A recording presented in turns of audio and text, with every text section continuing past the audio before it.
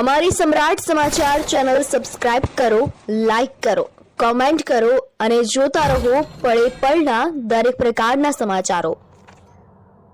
તળાજા શાક માર્કેટ વિસ્તારમાં વધતી ટ્રાફિક સમસ્યાને ધ્યાનમાં રાખીને પોલીસ દ્વારા અવારનવાર કાર્યવાહી કરવામાં આવી રહી છે।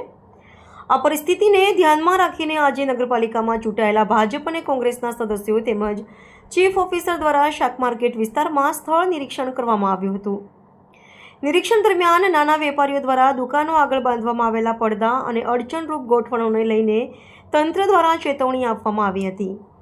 ટ્રાફિક અવરજવર સરળ બને તે માટે રસ્તા પર થતા અતિક્રમણ દૂર કરવા સૂચનાઓ અપાઈ હતી।